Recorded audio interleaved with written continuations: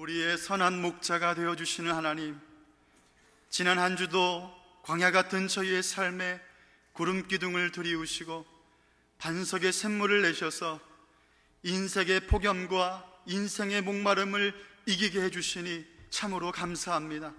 오늘도 이곳에 임재하여 계시고 우리 안에 거하고 계신 주님을 온전히 만나고 주님과 더욱 친밀해지는 시간이 되게 해 주옵소서. 예수님의 이름으로 기도하옵나이다.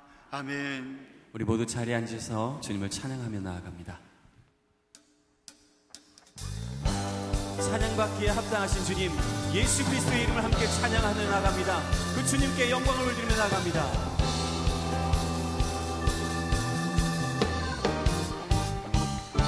다 와서 찬양해, 사랑을 주신 주 찬양해, 사랑해 우리 주님, 생명 주셨네. 소리쳐 찬양해, 기쁨을 주시는 우리 왕, 찬양의 제사 드리며 주님께 경배해. 다 와서 찬양해, 찬양해, 찬양해 주님, 찬양해 주님, 우리 왕. 다 와서 찬양해, 찬양해, 찬양해 주님, 찬양해 주님, 우리 왕. 우리의 구주 예수 그리스도, 찬양받기 합당하신 주님, 우리 예배를 받으시고 우리와 함께하여 주옵소서. 주님을 찬양합니다. 다 와서 찬양해, 사랑을 주신 주 찬양해, 사랑해 우리 주님, 생명 주셨네. 소리쳐 찬양해, 기쁨을 주시는 우리 왕, 찬양의 제사 드리며 주님께 경배해. 다 와서 찬양해, 찬양해, 찬양해 주님, 찬양해 주님, 우리 왕. 다 와서 찬양해, 찬양해, 찬양해 주님, 찬양해, 찬양해 주님, 찬양해 주님. 우리 다시 한 번 더 찬양해, 찬양해 주님, 우리 왕. 찬양받기에 합당하신 그 구주 예수 그리스도, 그 주님을 의지하며 나갑니다. 주님을 찬양하며 나갑니다.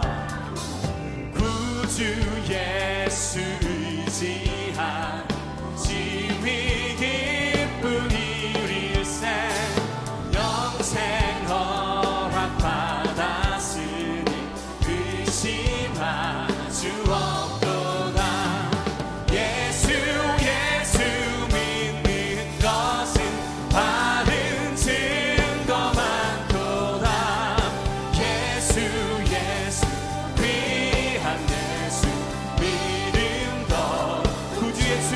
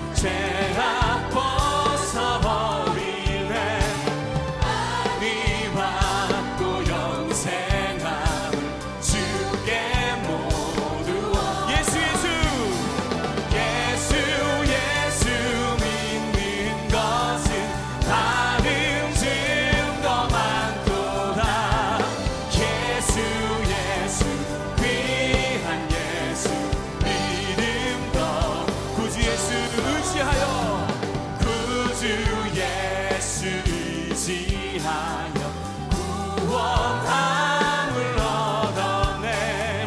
영원 무궁지나도 주여 함께 하소서. 예수 예수 믿는 것은 받은 증거 많도다. 예수 예수 귀한 예수 믿음도 예수 예수 예수 예수 믿는 것은 받은 증거 많도다. 예수 예수 귀한 예수. 우리 다시 한 번 더 예수 예수 예수 예수 믿는 것은 받은 증거 많도다. 예수 예수 귀한 예수 믿음 더욱 주소. 우리에게 믿음을 허락하시며 함께하신 그 주님께 영광의 박수 올려드립니다. 우리의 예배 가운데 은혜 가운데로 나아가게 하신 그 주님을 찬양합니다. 아멘.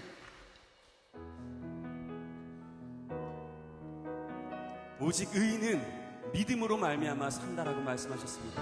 그 믿음이, 그 은혜가 이 시간 이루어지길 소원합니다.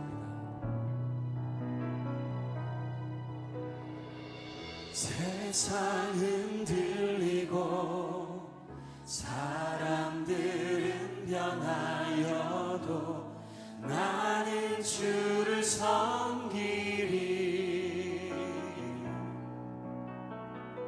주님의 사랑은 영원히 변하지 않네. 나는 주를 신뢰 오직 믿음으로 오직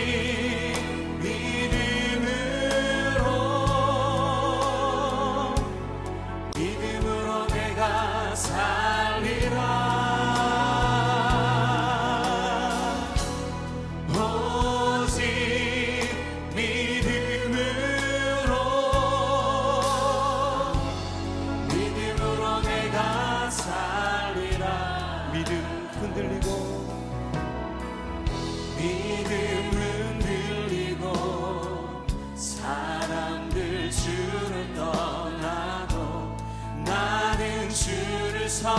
섬기리.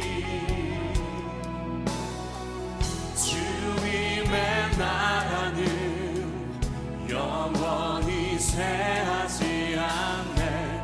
나는 주를 신뢰 오직 믿음으로 오직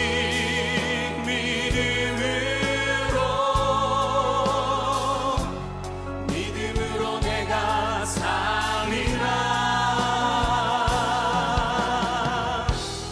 오직 믿음으로 내가 우리 다시 한 번 더 오직 믿음으로 오직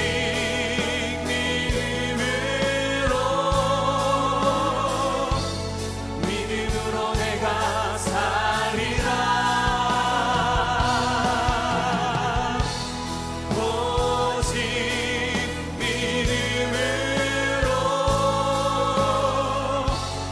믿음으로 내가 우리 목소리 높여 오직 의인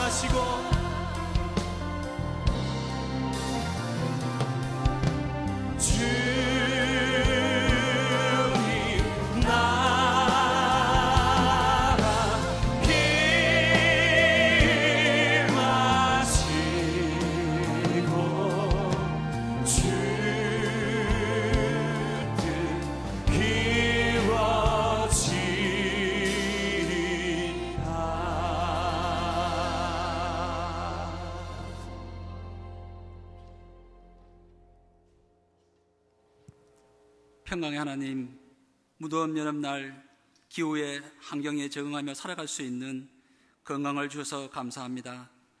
가학 문명 속에서도 신앙의 소중한 가치를 지키며 하나님을 경유할 수 있는 믿음을 주셔서 감사합니다. 하나님, 한 주간 세상에 살다가 거룩한 주님의 날 고척 동산 위에 십자가 아래에 모였습니다. 우리는 무엇을 생각하며 어디를 바라보며 어떻게 살아왔는지, 주장이 아집이 고집이 되어 독선으로 살지 않았는지, 물질의 풍요 속에 바알과 만몬의 삶은 아닌지 정직하게 돌아보며 성찰하여 신앙의 본질, 하나님 관계가 회복되고 이웃과 관계가 회복되어 십자가의 정신으로 살아가는 우리 모두가 되기를 원합니다. 하나님, 8월이 오면 강복의 그날을 기억합니다. 71년 긴 세월이 흘러도 36년간 수탈과 약탈로 얼룩진 이 땅 이 민족을 어찌 사랑하지 않을 수 있사옵나이까. 이 땅에 불 한 폭이 돌 하나라도 소중히 지키며 하나님의 사람으로 하나님 앞에, 우리 조국 대한민국 앞에 부끄럽지 않는 삶을 살아가는 우리 모두가 되기를 원합니다. 조국 통일을 위해, 정의로운 세상을 위해, 원칙이 살아있고 상식이 통하는 사회를 위해 한국교회가 앞장서게 하옵시며, 아모스와 호세아 선지자가 정의로운 세상을 꿈꾸며 살았던 그 삶을 우리도 꿈꾸며 행함으로 나아갈 수 있는 용기를 주옵소서. 담임 목사님께서 안식 중입니다. 잠시 멈춰서 더 큰 세상을 보며 더 큰 그림을 그려 풍성한 영성으로 건강한 목회가 되게 하옵소서. 말씀을 전하시는 김희 목사님, 그 말씀이 우리에겐 결단의 시간이 되게 하옵시며 말씀을 전하실 때 가장 행복하게 하옵소서. 아브라함에게 순종의 믿음을 주신 하나님, 모세에게 담대한 믿음을 주신 하나님, 여호수아와 갈렙에게 새 땅을 주신 하나님, 오늘 고척 동산을 찾는 모든 교우들에게, 한국교회에서 예배드린 믿음의 권속들에게 순종과 담대한 믿음으로 새 땅을 꿈꾸며 하늘의 은총으로 자유와 평안을 마음껏 누릴 수 있도록 축복하옵소서. 정성을 다해 준비한 시온의 찬양을 기뻐 받으시고 찬양의 은사를 주신 하나님께 감사하며 그 감사한 마음으로 복된 삶을 살아가길 간절히 원하며 이 모든 말씀 예수님의 이름으로 기도드립니다. 하나님 말씀 봉독하겠습니다. 너희는 예루살렘 거리로 빨리 다니며 그 넓은 거리에서 찾아보고 알라. 너희가 만일 정의를 행하며 진리를 구하는 자를 한 사람이라도 찾으면 내가 이 성읍을 용서하리라.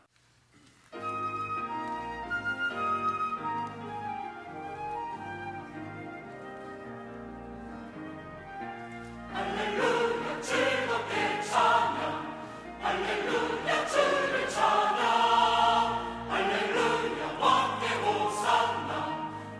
기뻐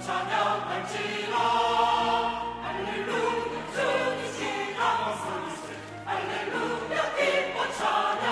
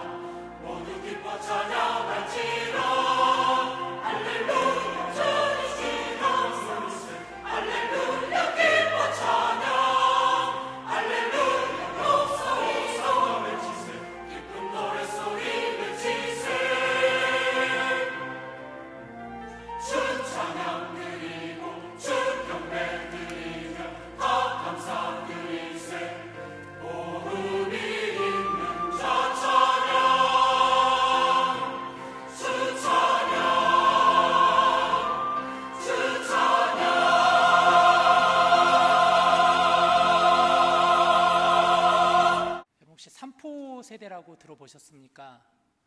젊은 사람들이 연애를 포기해야 되고 또 결혼을 포기해야 되고 출산마저도 포기해야 되는 그런 시대다. 그래서 3포 세대라는 말이 나오고 있죠. 최근 들어와서는 5포 세대, 또 7포 세대, 심지어는 M포 세대까지 이렇게 얘기를 하고 있는데, 이 연애와 결혼과 출산에 더불어서 이제는 내 집 마련도 포기해야 되고 또 심지어는 인간관계까지도 포기해야 된다. 또 거기다가 7포 세대는 꿈과 희망마저도 포기해야 된다. 그리고 마지막으로 M포 세대는 포기할 게 너무 많아가지고 셀 수가 없다. 그래서 M포 세대라는 얘기가 나온다고 합니다. 최근에 모 방송국의 한 앵커가 한 그 멘트가 많은 화제가 되고 있는데, 이 멘트는 이렇습니다. 하면 된다, 되면 한다. 여러분, 하면 된다라는 말은 뭔가 그 가슴에 이렇게 뛰는 것 같지 않습니까? 불가능을 가능케 하는, 정말 열심히 노력하고 최선을 다한다 그러면 뭔가 될 것 같은. 그래서 예전에 우리말 중에 개천에서 용난다라는 말도 있지 않습니까? 열심히 노력하면 안 되는 게 없다. 그런데 요즘 젊은 사람들은 이 말을 믿지 않는다고 합니다. 아무리 노력하고 아무리 열심히 해도 되지 않는다라는 거죠. 이미 구조적으로 시스템적으로 마치 태어날 때부터 계급이 정해져 있고 신분이 정해져 있어서, 그래서 금수저 은수저라는 말도 나오는 것 아니겠습니까? 따라서 하면 된다가 아니라 차라리 되면 하겠다, 괜히 힘 빼지 말고 되면 그 일을 하겠다라고 얘기하는 것이죠. 자, 이것은 젊은 세대들만의 얘기는 아니라고 봅니다. 치솟는 물가와 부족한 생활비, 더 이상 오를 데가 없을 것 같은데 여전히 계속 오르고 있는 전셋값, 최선을 다해서 일하며 일평생 직장을 위해서 내 한 몸 바쳤는데 오히려 내몰려 있는 구조조정의 위기, 어디 그뿐인가요? 하루가 멀다 하고 들려오는 사회 지도층들의 부정과 부패 이야기들.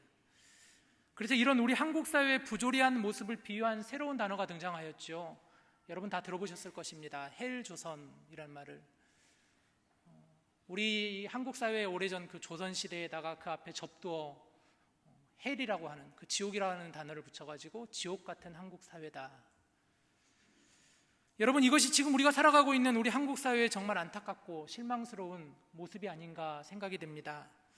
그런 의미에서 오늘 본문 말씀이 우리에게 주는 메시지가 참 의미가 있다 보여집니다. 마치 오늘 본문의 배경이 되고 있는 저 아주 오래전 남유다의 그 상황이 마치 지금 이 시대를 살아가는 우리의 모습과 너무나 비슷하지 않나. 당시 유다는 국내외적으로 여러 어려움을 겪고 있었습니다. 이 유다 주위에 많은 강대국들이 그 유다를 둘러싸고 있었기 때문이죠.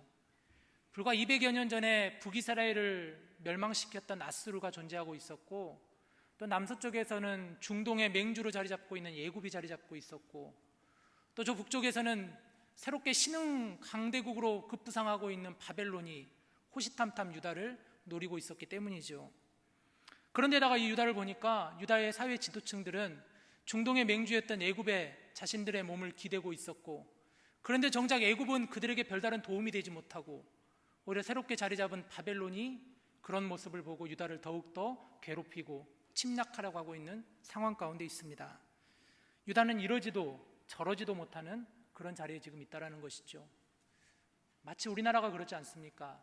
동쪽을 보니까 세계 최강대국의 미국이 우리 옆에 있고, 또 왼쪽에는 서쪽에는 중국이 자리 잡고 있고, 남쪽에는 세계 경제대국인 일본, 여전히 우리와 뭔가 관계가 불편한 그 일본이 있고, 북쪽으로는 러시아와 또 북한이 있지 않습니까? 이런 상황에서 현재 첨예한 문제로 대립되고 있는 북핵 위기와 사드로 인한 국제적인 갈등, 정말 유다의 지금 상황이 마치 우리나라가 처해 있는 그런 지리적인 위치와 너무도 흡사하다는 것을 볼 수가 있습니다. 게다가 유다는 국내적으로도 많은 위기가 있었습니다. 이런 위기 상황을 유다 백성들은 전혀 그런데 관심이 없었지요. 여전히 지도층은 부정부패를 일삼고 있었으며 자신들의 안위만 챙기기에 급급했습니다. 힘이 강한 자는 약한 자 위에 군림하려고 했고, 남을 속이고 빼앗는 일에 열중이었습니다. 심지어 약한 자들의 노동력을 무자비하게 그들은 착취하였습니다.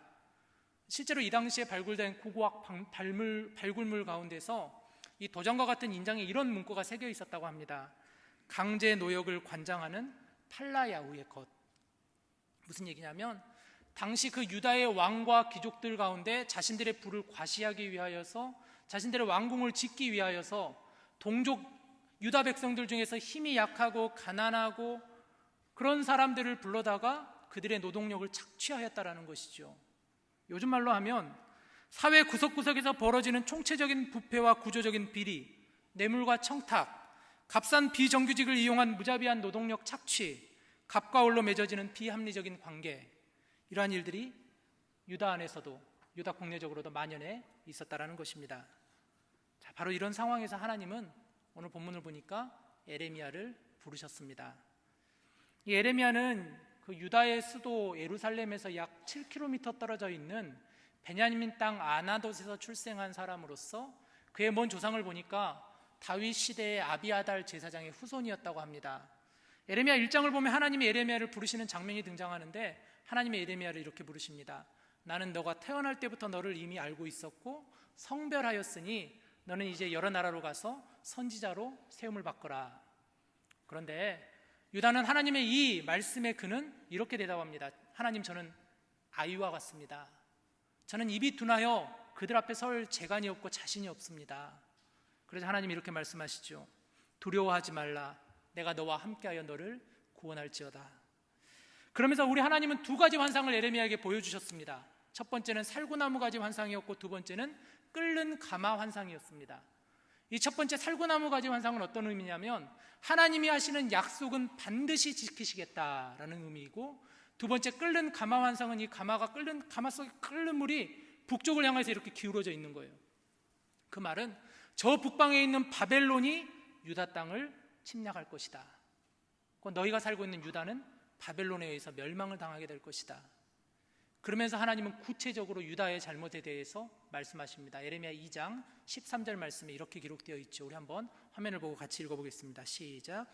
내 백성이 두 가지 악을 행하였나니 곧 그들이 생수의 근원되는 나를 버린 것과 스스로 웅덩이를 판 것인데 그것은 그물을 가두지 못할 터진 웅덩이들이니라. 하나님은 말씀하십니다. 유다에 대해서 두 가지 죄를 분명히 말씀하시죠. 첫 번째, 너희들이 하나님을 떠났다. 두 번째, 너희들이 웅덩이를 만들었는데 그 웅덩이는 터진 웅덩이이다. 그래서 그 웅덩이에는 물을 넣으려고 해도 물이 담아지질 않는다. 이것을 한마디로 요약하면 하나님은 유다 백성을 향하여서 너희들은 지금 나를 철저히 외면하고 있다라고 말씀하고 계시는 것입니다.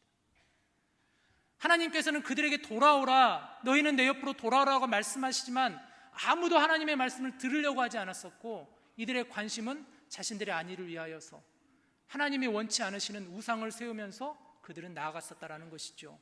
그래서 하나님은 더는 참지 못하셨던 것입니다. 우리가 아는 대로 에레미야를 가리켜서 우리는 눈물의 선지자라고 하죠. 이 하나님의 말씀을 들은 에레미야는 그 말씀을 듣고 담대함을 가지고 유다 백성들에게 가서 선포합니다. 여러분, 지금 우리가 이럴 때가 아닙니다. 지금 우리가 이럴 때가 아닙니다. 우리는 하나님께 돌아가야 합니다.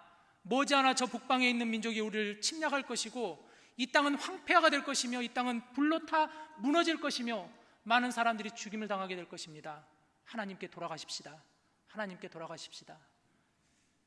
그런데 유다 백성들은 에레미야의 그 말을 그 어느 누구도 경청하지 않았습니다. 그래서 에레미야는 눈물로 하나님께 부르짖었죠. 하나님, 이 땅을 불쌍히 여겨 주십시오. 하나님, 이 나라 이 민족을 긍휼히 여겨 주십시오. 자, 바로 그때 우리 하나님은 오늘 본문 에레미야 5장 1절 말씀을 말씀하십니다. 우리 다 함께 오늘 본문 말씀을 같이 한번 읽어보겠습니다. 시작. 너희는 그 넓은 거리에서 찾아보고 알라. 너희가 만일 정의를 행하며 진리를 구하는 자를 한 사람이라도 찾으면 내가 이 성읍을 용서하리라. 아멘.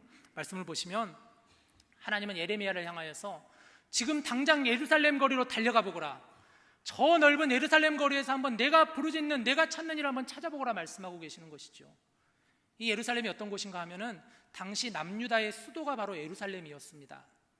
이 예루살렘은 남유다와 북이스라엘로 나눠지기 이전에 하나님께서 솔로몬 왕을 통하여서 7년 동안 하나님의 성전을 짓게 하시고 그 성전이 머물게 하신 도시가 바로 예루살렘이었습니다. 그래서 하나님은 400여 년 동안 이 예루살렘만큼은 그 어떤 외적에게도 침략당하지 않게 하나님은 견고하게 그들을 지켜주셨습니다. 그런데 하나님은 더 이상 그런 유다를 보지 못하시는 것이죠. 더 이상 참지 못하시는 것이죠. 그러시면서 하나님은 말씀하십니다. 내가 한 사람을 찾고 있다. 더 엄밀히 말씀을 하면 내가 한 사람이라도 찾고 있는 것이다. 사랑하는 여러분, 그렇다면 하나님은 어떤 한 사람을 찾고 계시는 것일까요? 오늘 성경에서는 첫 번째, 우리 하나님은 정의를 행하는 그 한 사람을 찾고 계신다 말씀하십니다. 여기 성경에서 말하는 정의가 그렇다면 무엇일까요? 무엇이 과연 정의일까요? 성경에서 말하는 정의는 먼저 하나님을 두려워하는 것이 바로 정의입니다. 여러분, 우리는 하나님을 두려워해야 합니다. 남유다 백성들은 하나님을 두려워하지 않았습니다. 그들은 하나님을 반드시 두려워해야 했습니다. 유다 백성들에게 하나님은 어떤 하나님이십니까?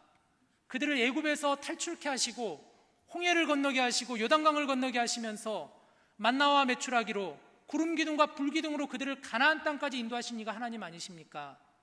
가나안 땅에 이르러서는 그 수많은 이방 민족들을 물리쳐 주신 이가 바로 하나님이시고 그 땅에 터전을 잡게 하시고 그 땅에 하나님의 성전을 짓게 하시면서 그들을 400여 년 동안 지켜주셨던 이가 바로 하나님이신데, 그래서 이스라엘 백성들은 그 하나님을 가르쳐서 에베네셀의 하나님, 도움의 돌의 하나님이라고 고백하지 않았습니까? 그래서 유다 백성들은 이스라엘 백성 하나님을 향하여서 우리 하나님은 임마누엘의 하나님이시다, 지금 우리와 함께 하시는 하나님이시다, 지금 나를 감찰하시는 하나님이시다, 우리 하나님은 여호와 이레의 하나님이시다, 지금부터 영원까지 함께 하시는, 우리를 준비하시고 예비하시는 하나님이시다라고 하지 않았습니까? 그런데 이들은 하나님을 두려워하지 않았습니다. 미국의 빌 하이벨스 목사님이 몇 년 전에 쓴 책 가운데 이런 책이 있습니다. 아무도 보는 이 없을 때 당신은 누구인가? 아무도 보는 이 없을 때 바로 지금 당신은 누구인가? 이 책 제목이 뭔가 가슴에 와닿으면서도 굉장히 두렵지 않습니까? 사실 우리가 다른 사람에게 보이기 위해서는 정말 마음만 먹으면 쉽게 잘 보일 수가 있는 것이죠. 거룩해 보이려면은 거룩한 단정을 하고 행동을 조심하고 말을 조심하면은 뭔지 모르게 그 사람이 거룩해 보입니다.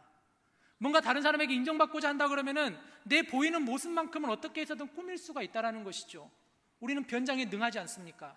하지만 우리의 마음만큼은 도저히 감출래야 감출 수가 없는 것이죠. 그래서 하나님은 말씀하셨지 않습니까? 사람은 외모를 보거니와 나 여호와는 사람의 중심을 보느니라. 사랑하는 여러분, 우리는 그런 하나님을 우리 역시도 두려워해야 합니다. 또한 정의를 행하는 자는 어떤 자인가? 정정당당하게 살아가는 자가 바로 정의를 행하는 자입니다. 우리 하나님은 차별이 없으신 하나님이시라고 성경은 말씀하고 있지요. 사도 바울은 로마서 3장 23절 말씀에 이렇게 고백합니다. 우리 한번 같이 읽어보겠습니다. 시작. 예수 그리스도를 믿음으로 말미암아 모든 믿는 자에게 미치는 하나님의 의인이 차별이 없느니라. 하나님의 의는 무엇이라고요? 차별이 없는 하나님이시다. 하나님은 종이나 자유인이나 유대인이나 헬라인이나 남자나 여자나 모두 그리스도 예수 안에서 하나라고 하나님은 말씀하셨습니다. 하나님은 이 땅에 차별이 없고 구별이 없으며 모든 일에 정직하고 정정당당하게 살아가는 자를 하나님은 찾고 계신다라고 말씀하셨습니다. 어제부터 전 세계인의 관심이 브라질 수도 리우에 지금 쏠려 있지 않습니까? 제30일에 리우 올림픽이 17일간의 일정으로 개막하였습니다. 뉴스를 보니까 전 세계 206개국에서 1,903명의 선수들이 28개 종목 306개의 메달을 가지고 이제 경쟁을 벌인다고 하죠. 많은 사람들이 관심은 이제 어떤 사람이 메달을 따는가도 참 중요하겠지만 그동안 4년 동안 아니면 그 오랫동안 그토록 땀 흘리고 열심히 수고하고 최선을 다했던 우리 선수들이 흘리는 그 땀을 보면서 그들의 노력을 보고 최선을 하는 모습을 보면서 우리가 박수치고 격려한 것 아니겠습니까? 그런데 얼마 전에 안타까운 소식이 하나 들려왔죠. 세계 스포츠 강국 중에 하나인 러시아에서 그동안 수차례 국제대회에 러시아 선수를 출전시키면서 이들을 금지 약물을 복용시켰다라는 것이죠. 더 문제는 무엇인가? 러시아 정부가 이것을 주도적으로 일을 행했다라는 것입니다. 우리로 말하면 국정원과 같은 그런 기관에서 조직적으로 러시아 선수들이 도핑 테스트를 통과할 수 있도록 이렇게 그런 기관에서 일을 했다라는 것입니다. 그 결과 국제올림픽위원회에서는 이번 올림픽에 러시아에게 육상과 역도, 수영, 사이클, 배구, 레슬링 이런 경기에서 아예 그들의 선수 자격을 박탈하고 올림픽에 출전시키지 못하게 하였습니다. 이것은 정말 어떻게 보면 해서는 안 되는 일이 벌어진 것 아닌가 생각이 됩니다. 올림픽 정신에 위반되기도 하거니와 그동안 정말 정직하게 최선을 다하였던 그 선수들의 땀과 그들의 노력을 도대체 어떻게 보상해라는 말입니까? 그들이 가졌을 그 실망감과 배신감은 도대체 무엇으로 보상할 수 있을까요? 그런데 이것은 여러분 비단 스포츠에서만 있는 것은 아니지요. 우리 사회에서도 이런 일들이 가끔 벌어지지 않습니까? 공정사회라는 단어는 지난 2010년 8월 15일 대통령의 광복절 경축사에서 강조된 이후 우리 한국 사회에서 많은 사람들이 관심을 갖는 표현이 되었습니다. 공정사회란 출발 및 과정에서 공평한 기회를 부여하고 그 결과에 대해서는 각자 책임을 지자라는 것이 바로 공정사회라는 단어입니다. 그래야 노력한 사람이 대가를 받고 그래야 최선을 다한 사람이 그에 합당한 결과를 받는다는 것이지요. 하지만 최근에도 들려오는 뉴스를 보면은 정말 많은 자괴감이 들기도 합니다.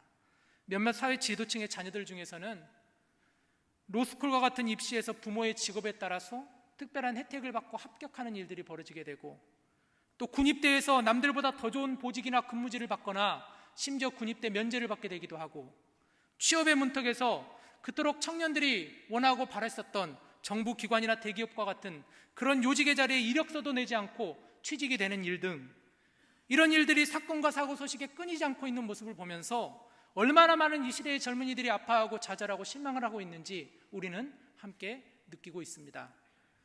따라서 여러분, 우리는 이런 젊은이들을 응원했으면 좋겠습니다. 끝까지 포기하지 않고 묵묵히 정정당당하게 자신의 일을 행하고자 하는 이들을 우리는 기꺼이 응원했으면 좋겠습니다. 정정당당하게 부끄럼 없이 도전하고 또 도전하며 넘어져도 다시 일어나는 그런 이들이 바로 정의를 행하는 이라고 저는 믿습니다. 그런 일을 하나님이 찾으시는 줄로 믿습니다. 또한 정의를 행하는 자는 어떤 자인가? 사회적인 약자를 돌보는 자입니다. 우리 하나님의 관심은 고아와 과부, 병든 자와 소외된 자, 가난한 자들에게 있습니다. 아무리 이제는 선진국의 문턱에 들어섰고 1인당 국민소득이 2만 5천 불을 넘는다고 하더라도 여전히 우리 주위에는 많은 이들이 가난과 고통에 신음하고 있습니다. 제가 교구를 섬기면서 이렇게 교구 신방을 다니다 보면은 저희 교구 안에서도 정말 어렵게 살아가는 분들이 간혹 많이 계십니다. 또 희망의 복지재단에서 해마다 우리가 진행하고 있는 천사운동을 보면은 우리 교회 주변에 얼마나 어려운 이들이 많은지를 알 수 있습니다. 지난 6월 달에 우리가 함께 하였었던 제14차 천사운동에서도 이렇게 천사운동을 준비하면서 다녀보니까 우리 주위에 부모님이 계시지 않고 이렇게 아니면 혼자 부모와 함께 살아가는 한부모 가정이 참 많습니다. 또 어떤 가정은 부모님이 계시지 않고 할아버지 할머니와 함께 사는 조선 가정도 있고, 또 어떤 가정은 사업에 실패하거나 직장을 잃고 빚에 시달리며 국가의 보조금으로 살아가는 저소득 가정들이 우리 주위에 많이 있습니다. 또 우리 거리에 나가 있는 노숙인들과 출소자분들이 있습니다. 그래도 사람답게 살아가고자 조그마한 집이라도 한번 얻어보고 인간답게 살아보고자 정말 땀을 흘리며 최선을 다하는 이들이 우리 주위에 있습니다. 하지만 여러분, 이 사회는 어떻습니까? 우리는 어떻습니까? 혹여나 우리는 색안경을 끼고 이들을 바라보고 있지는 않습니까? 사회적인 약자들을 돌보지 못하고 그들의 아픔과 고통을 행여나 우리는 외면하고 있는 것은 아닙니까? 여러분, 우리는 이들과 같이 아파하고 같이 울어줄 수 있어야 합니다. 이들이 힘들 때 위로가 되어줄 수 있어야 되고, 이들이 기쁠 때 같이 웃어줄 수 있어야 합니다.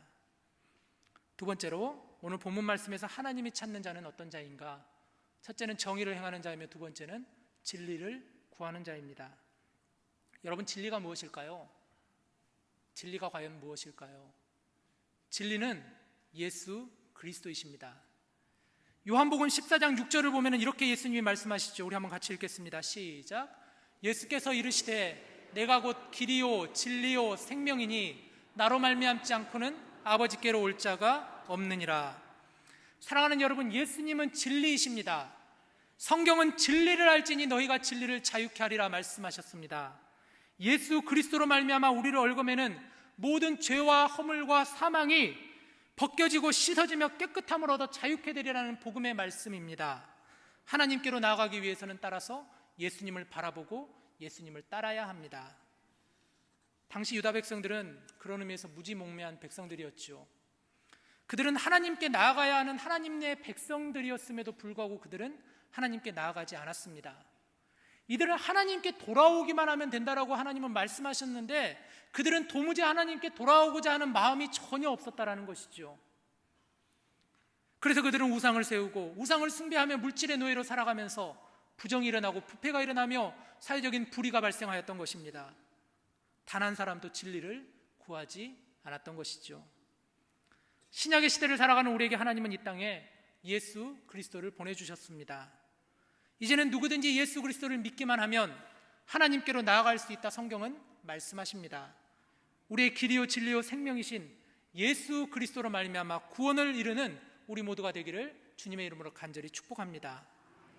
또한 진리를 구하는 자는 어떤 자인가? 죄를 자각하고 하나님께로 돌아가는 자가 진리를 구하는 자입니다. 이 당시 유다 현상을 보면은 이 유다에는 많은 제사장들이 있고 예언자들이 있고 선지자들이 있었습니다. 그런데 하나같이 예레미야 말씀을 보면은 이들이 하는 이야기가 무엇인가 하면은 이 위기된 상황을 위기라고 하지 않고 평안하고 안정된 사회다라고 그들은 주장하였다라는 것이죠. 우리 사회를 보십시오. 얼마나 평안합니까? 얼마나 잘 사는 사람들이 많습니까? 얼마나 부유합니까? 이게 무슨 위기입니까? 그런데 예레미야는 지금 위기라고 하고 있습니다. 이렇게 이들은 얘기하고 있다는 것이죠. 사랑하는 여러분, 우리도 그러지 않습니까? 우리도 하나님의 말씀을 듣거나 또 말씀을 선포하는 자들이나 말씀을 듣는 자들이나 정말 우리가 듣기 싫어하는 말을 우리는 듣지 않고자 하지 않습니까? 축복의 말씀, 평안의 말씀, 그런 말씀에 우리가 귀를 기울이게 되는 것이고 그런 말씀을 듣고 나갈 때 우리는 행복하다 말하지 않습니까? 그런데 성경을 보십시오. 성경에서는 정말 많은 부분들이 평안하다, 축복하다는 말씀도 있지만 사실 더 많은 말씀은 우리 인간의 연약함을 지적하고 있는 것이 성경이 말하는 말씀입니다. 우리가 얼마나 연약하고 우리가 얼마나 부족한 존재인지에 대해서 하나님은 꼬집으시면서 그 죄에서 자각하고 회개하며 나에게로 돌아올 것을 하나님은 명하신다는 것이 성경의 일관된 주제라는 것이죠. 어느 날 한 교회의 목사님께서 주일 설교를 이렇게 하고 계시는데 죄에 대한 설교를 이렇게 하셨다고 합니다. 이 설교를 마치고 나서 한 성도님이 이 목사님을 따라오더니 이렇게 얘기하더라는 거예요. 목사님, 죄에 대한 말씀을 좀 그만하시면 안 되겠습니까? 우리 자녀가 모처럼 교회에 왔는데 목사님 말씀을 듣고 너무 괴로워하고 앞으로 교회 안 나올 것 같습니다. 사실 듣는 저도 좀 불편합니다. 좀 축복의 말씀, 그런 말씀 하시면 안 되겠습니까?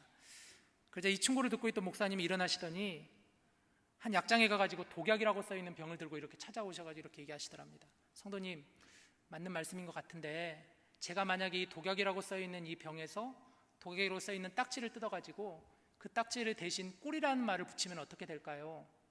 이게 분명히 독약이지만 꿀이라고 여기고 그것을 마시게 되면 어떻게 될까요? 저는 이 말씀을 멈출 수가 없습니다. 이렇게 얘기를 하였다고 합니다. 사랑하는 여러분, 우리는 철저히 우리의 죄를 자각하고 회개해야 합니다.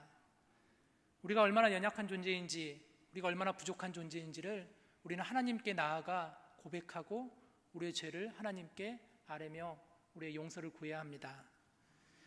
이제 말씀을 정리합니다. 이 말씀을 준비하면서 우리 젊은 세대들이 얼마나 헬조선 이렇게 하고 있지만 그럼에도 불구하고 여전히 우리나라를 사랑하지 않나라는 결론에 이르게 되었습니다. 사랑하니까, 관심이 있으니까 이렇게 안타까운 울부짖음을 하고 이렇게 하지 않는 것인가? 이제 올림픽이 시작되었지 않습니까? 이제 아마 많은 사람들이 올림픽에서 또 대한민국하고 응원할 것입니다. 저도 물론 응원할 거죠. 이 새벽에 일어나서 우리 대한민국 응원하면서 박수치고 격려할 것입니다.